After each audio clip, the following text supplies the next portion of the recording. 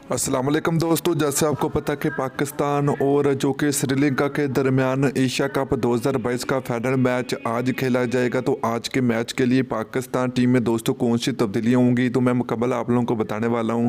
और काफ़ी लोग आप परेशान होते हैं कि यार हम लाइव मैच मोबाइल के ऊपर कैसे देखेंगे, तो वो भी मैं तरीका आपको बताता हूँ। दोस्तों आज पाकिस्तानी वक्त मुताबिक शाम 7 बजे फाइनल मैच खेला जाएगा, एशिया कप 2022 का खेला जाएगा। तो इंशाल्लाह पाकिस्तान टीम तीसरी बार एशिया कप का टाइटल जीतेगी और जो कि श्रीलंका से हम बदला भी लेंगे, क्योंकि हम पहला मैच हारे थे श्रीलंका से। तो चलिए तब्दीली की बात करें दोस्तों, आज तब्दीलियां कुछ 2-3 होने का इम्कान है, जो कि हसन अली और उस्मान कादर और इफ्तिकार अहमद की जगह पर दोस्तों यहाँ पर जो कि हैदर अली, एक तरफ हैदर अली को मौका मिलेगा, दूसरी तरफ दोस्तों नसीम शाह की भी वापसी होगी, शादाब खान भी जो कि टीम में वापसी करने जा रहे हैं। तो ये पाकिस्तान में 2-3 तब्दीलियां होने के इम्कान है तो फाइनल मैच में।